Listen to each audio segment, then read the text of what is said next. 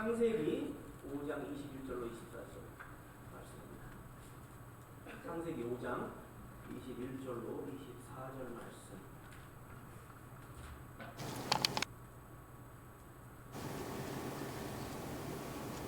우리 한 절씩 제가 먼저, 여러분이 하죠.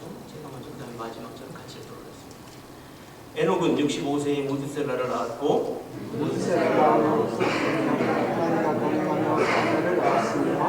그가 365세를 향수하였더라. 다같이 에녹이 하나님과 동행하더니 하나님이 그를 데려가심으로 세상에 있지 아니하더라.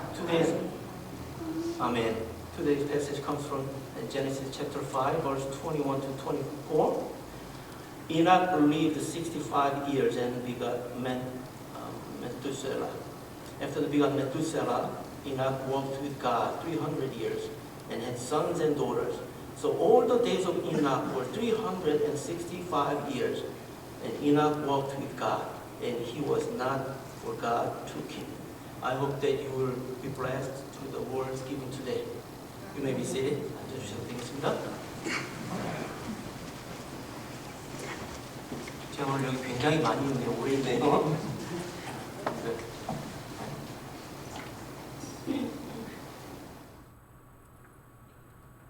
일주일 동안 평안하셨습니까?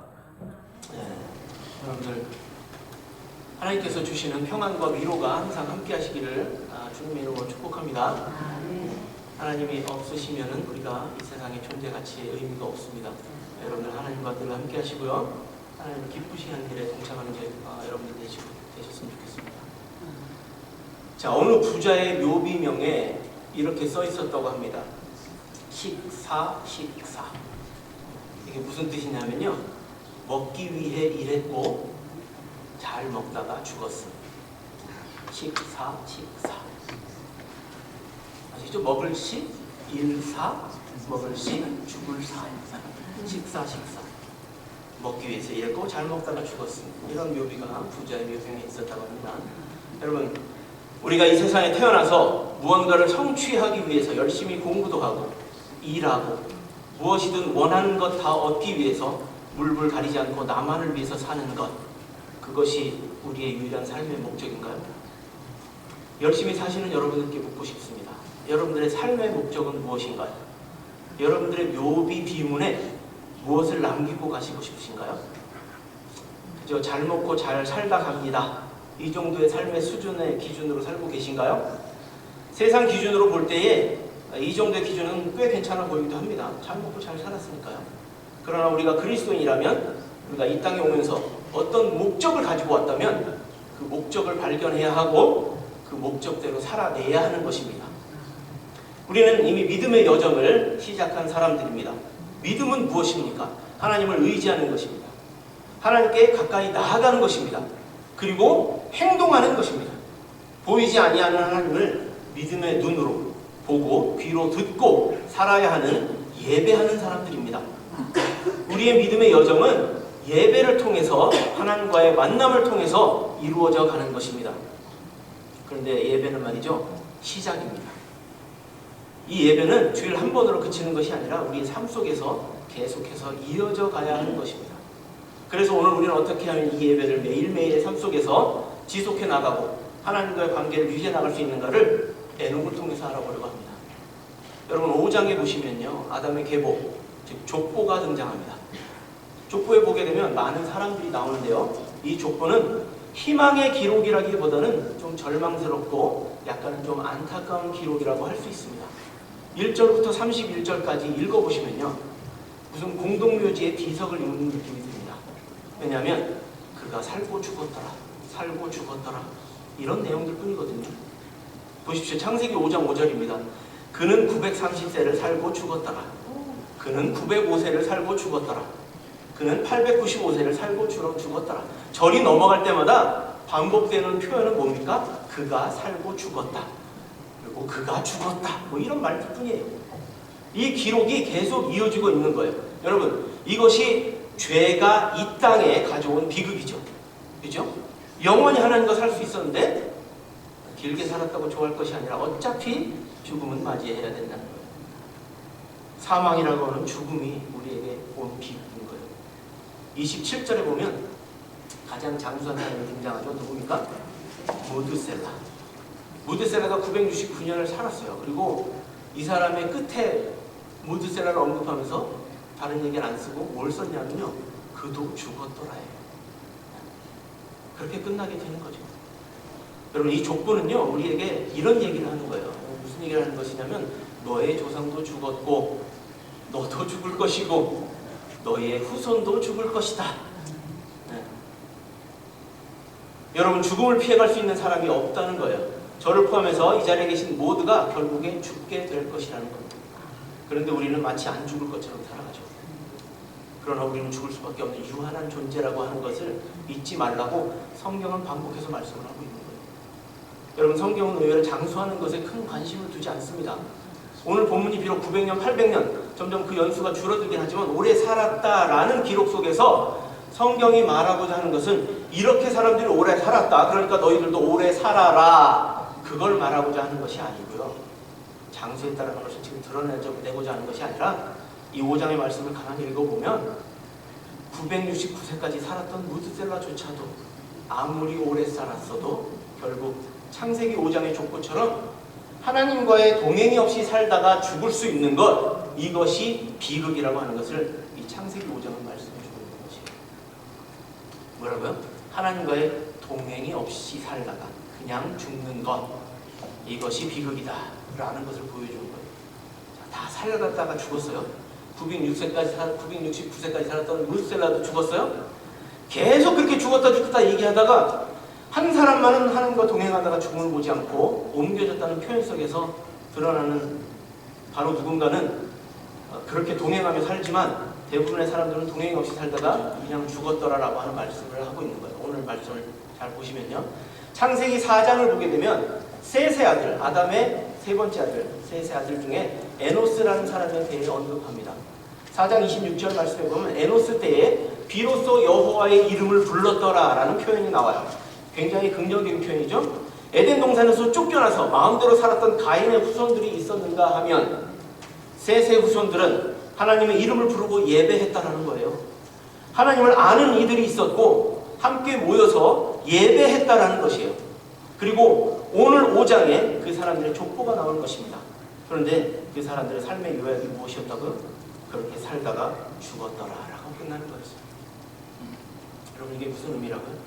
하나님을 알고 하나님을 이름을 부르며 예배를 드린 자라 할지라도 그것과 이렇게 예배하고 하나님의 이름을 부른 것과 하나님과 동행하는 삶은 별개일 수 있다라는 것을 보여주는 거예요. 하나님을 예배하고 또 하나님이 예배하는 장소에 방문을 할 수는 있지만 꼭 그것이 하나님과의 동행이라고 단정 지을 수는 없다는 얘기예요. 그것이 동행이라고 성경을 보지 않는다는 거예요. 그러니까 비극은 무엇이냐면 교회를 다니지 않는 것이 아니라 교회를 다니긴 하지만 여호와의 이름을 부르긴 하지만 여전히 일상으로 돌아가면 하나님 없이 홀로 살아가는 거기에 비극이 있다는 말씀이에요. 하나님에 대해 아는 것은 있지만 하나님과 친밀한 교제는 없는, 묻는 것도 없고 응답도 듣지 못하고 그저 내가 하고 싶은 대로 살다가 다시 주일이 돌아오면 방문하듯이 교회를 찾아오는, 그리고 다시 집으로 돌아갈 때는 채워지지 않는 그런 공허함으로 또 교회 밖을 나가서 내 마음대로 살아가는 삶, 이것이 창세기 5장이 말하고 있는 문제이고요, 우리에게 오늘 도전하는 말씀인 것입니다. 그래서 예배의 모든 순간, 예배를 준비하고 예배를 드리고 그리고 예배 후에 내 삶이 중요한 것이죠. 내가 예배를 진정으로 드렸는가를 평가할 수 있는 기준이 나의 삶인 것이에요. 내가 삶으로 예배하고 있는가? 그래서 나의 예배는 매일매일 지속되고 있는가? 하나님과의 친밀한 교제가 계속되고 있는가를 나의 삶을 통해서 알 수 있어야 되는 거예요. 여러분은 어떤 분들이신가요? 그저 교회를 방문하는 분이신가요? 아니면 하나님과 동행하는 분인가요?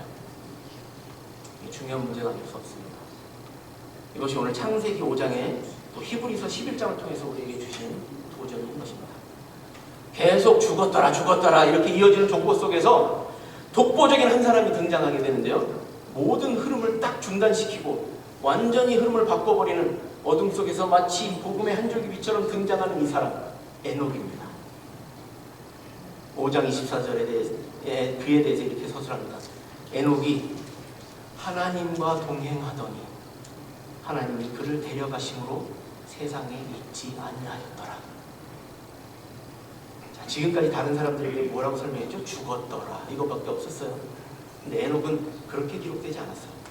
하나님과 동행했고 하나님이 그를 데려가셨고 세상에 더 이상 있지 않았대요. 히브리서에서는 이렇게 기록합니다. 11장 5절 말씀에 믿음으로 에녹은 죽음을 맛보지 않고 옮겨졌다. 하나님이 그를 옮기심으로 다시 보이지 아니하였더라. 그는 옮기시기 전에 하나님을 기쁘시게 하는 자라 하는 증거를 받았느니라. 하나님을 기쁘시게 했던 자가 따로 있었구나. 969년까지 살았던 무드셀라도 아니고 800 몇십 년을 살았던 어떤 사람도 아닌 365년을 살았던 그 에녹만이 하나님을 기쁘시게 했던 자로구나. 이걸 성경이 보여주는 거예요. 앞서 나왔던 모든 사람들에게서는 이런 기록을 찾아볼 수 없었어요. 동행했다는 기록도 없고 하나님을 기쁘시게 했다는 기록도 없었어요. 오직 에녹만이 하나님과 동행했고 죽음을 맛보지 않고 영원한 생명으로 들어간 사람인 것이죠. 에녹이 몇 해를 살았는지 아세요? 여러분 성경에 보시죠. 365년입니다. 이 365라는 숫자 좀 익숙하지 않으세요? 365일, 그죠? 우리가 이 세상에서 정말 말도 안 되게 짧게 살고 있잖아요. 지금 80년, 90년, 뭐 많게는 100년까지도 살 수 있겠지만 정말 말도 안 되게 짧게 살고 있지만 우리에게 맡겨진 이 365일, 이 365일을요 하루도 빼놓지 않고 하나님과 동행할 수 있다면 얼마나 좋을까요? 에녹을 한번 생각해 볼까요? 365년을 살았대요. 근데 그 사람의 every year, 매해 1년에 365일이 하나님께 나아가는 날이었다면 365년을 5년 동안 365일을 365년 동안 산 거예요. 이해되세요? 365일을 하나님과 동행하는 그 삶을 1년을 365년을 살았던 거예요. 놀랍지 않습니까? 그러니까 하나님이 주체할 수 없었던 거예요. 아니 저 녀석을 내 옆에다 놓고 싶은데 내 옆에다 데려다 놓고 싶은데 어떻게 할까? 그러다 365년을 기다리신 거예요. 그러다 못해 하나님이 그냥 너 나와 함께 있자 그러고 데려가신 거예요.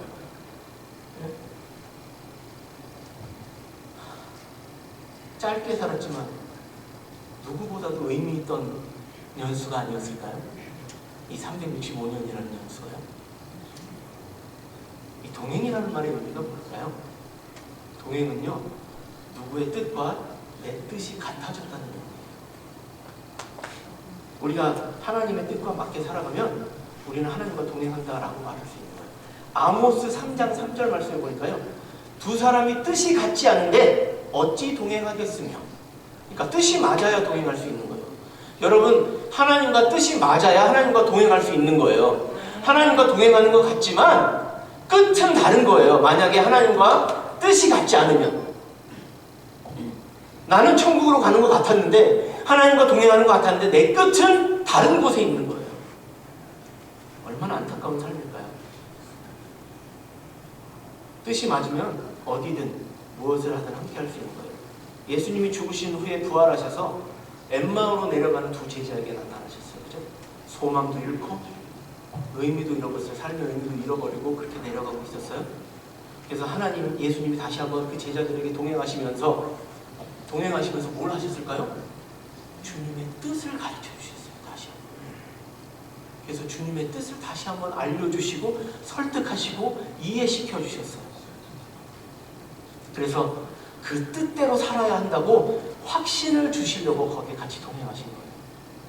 그랬더니 그들이 어떻게 됐어요? 끝까지 하나님과 동행하는 삶을 살았어요.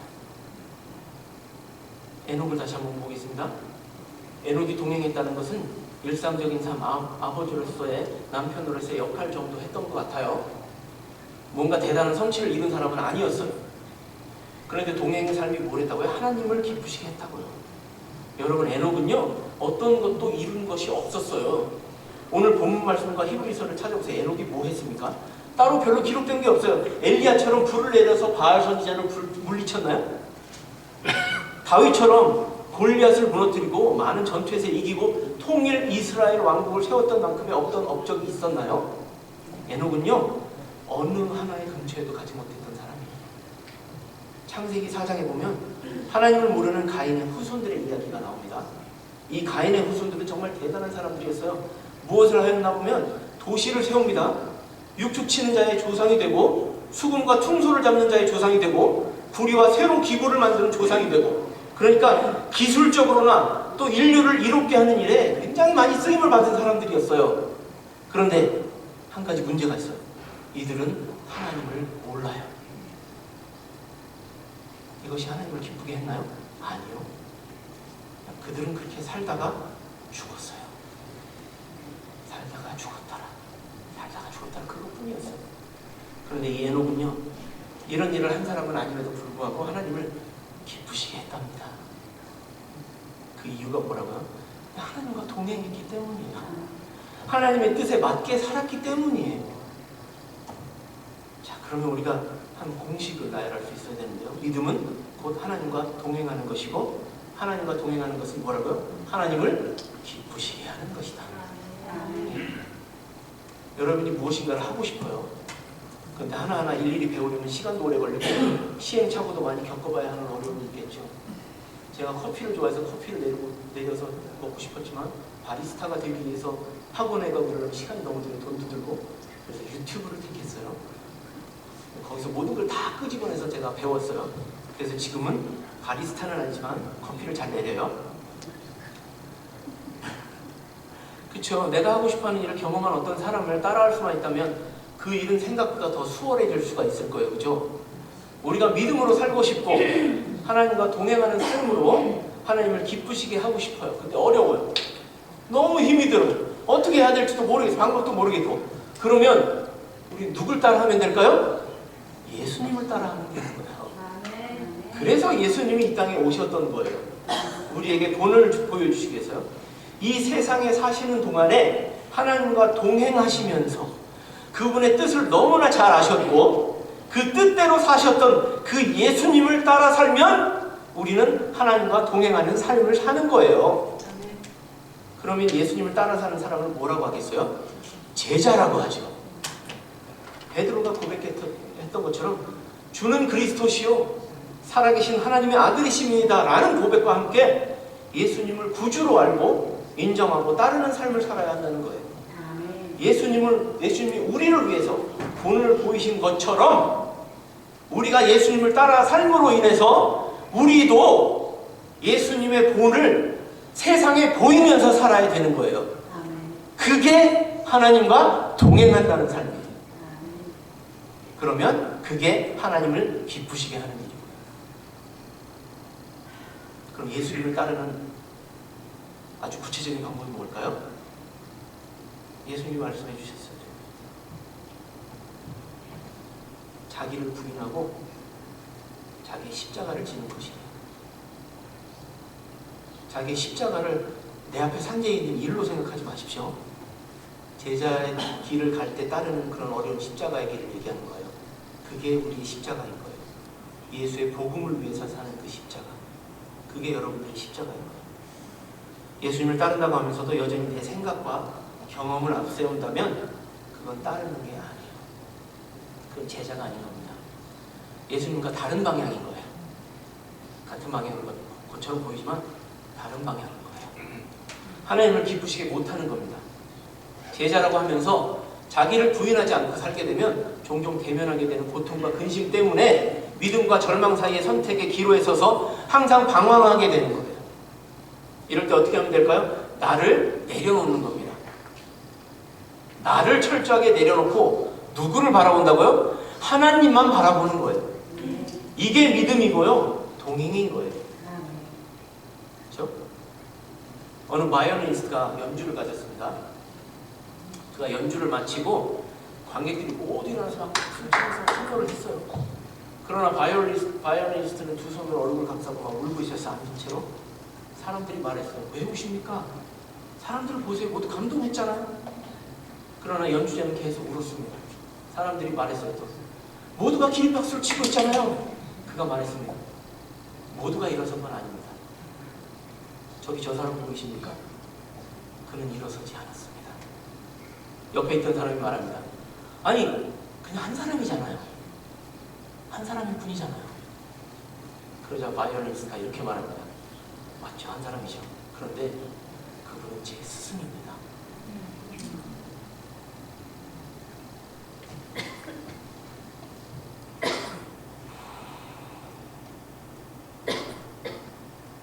그분이 기뻐하지 않는다면 저도 기쁘지 않습니다.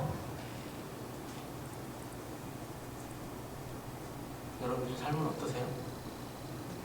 그냥 다른 사람이 환호해주고 다른 사람이 여러분들에게 해주는 거로 여러분들이 만족하고 사시나요? 예수님은 여전히 앉으셔서 기쁨이 되지 못하는 그 삶, 그것을 여전히 붙잡고 살면서 예수님 앞에 나간다고 그렇게 말씀하시면서 살 수 있나 이 말이에요. 꼭 기억하시기 바랍니다. 세상 모든 사람을 기쁘게 할지언정 하나님을 기쁘시게 하지 못하면 아무 소용이 없습니다. 하지만 예수님이 기뻐하신다면 세상이 뭐라 불평하든 전혀 중요하지 않습니다. 나에 대해서 뭐라고 얘기하든 전혀 중요하지 않아요. 예수님만 믿고 나가면 되는 거죠. 하나님과 늘 동행하셔서 내 안에 있는 나를 높이고자 하는 마음, 내가 하나님보다 더 영광 받으려는 마음, 무엇이 중요한지 깨닫지 못하고 여전히 무지함 속에서 헛된 것을 쫓는 마음, 예배에 무관심한 마음, 헐뜯고 수군거리는 마음, 상처 주는 행동과 말들, 타인의 마음까지도 빼앗아 하나님께 나아감을 방해하는 말들과 행동 등등, 여러분과 제 삶 속에서 제거해 감으로 사람을 기쁘게 하기보다 하나님을 진정으로 기쁘게 하시는, 그래서 우리의 인생 끝에는 영원한 생명으로 들어가는 영광만이 우리를 맞이할 수 있도록 끊임없이 노력하시는 저와 부모님들과 형제 자매님들이 되어지기를 주님의 이름으로 축원합니다. 함께 눈을 감으시고 하나님 앞에 기도하겠습니다. 이렇게 한번 여쭤보세요. 하나님, 제가 하나님과 동행하고 있나요? 제가 하나님을 기쁘시게 하고 있나요? 제 인생에서 주인이 누구인가요? 하나님 앞에 철저히 물어보시고요. 하나님께서 주시는 응답을 기다리시기 바랍니다. 하나님은 언제나 인내하심으로 기다리시고요. 하나님은 언제나 넓은 팔로 저희들을 감싸주시고 안아주실 겁니다. 하나님, 우리 앞에 있는 어려움들을 인하여서 우리가 날마다 당하는 고통과 힘듦을 인하여서 방황하지 않게 해주시고 하나님의 말씀으로 이겨낼 수 있는 저희들 되게 도와주시옵소서. 우리의 삶이 하나님을 기쁘시게 하는 그 삶을 살았던 에녹처럼 우리도 하나님과 동행하며 또 하나님 앞에 믿음으로 나아가며 하나님을 기쁘시게 하는 일에 우리의 온 관심과 모든 열정을 쏟아서 하나님께 나아갈 수 있도록 도와주시옵소서. 주님, 우리에게 힘과 또 하나님께 나아가는 담대함을 허락하여 주시기 원하고, 하나님께서 앞으로의 삶 가운데서도 하나님 함께 하시고 저희들을 축복하시고 인도하실 것을 믿고 감사를 드리며 예수님의 이름으로 기도합니다. 아멘. 우리 다 함께 일어나셔서요 찬양하시겠습니다.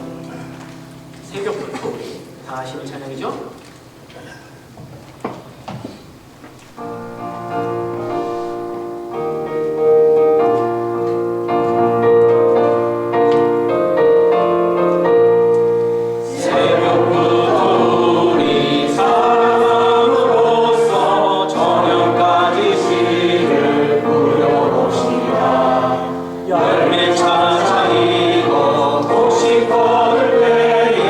이 품으로 나를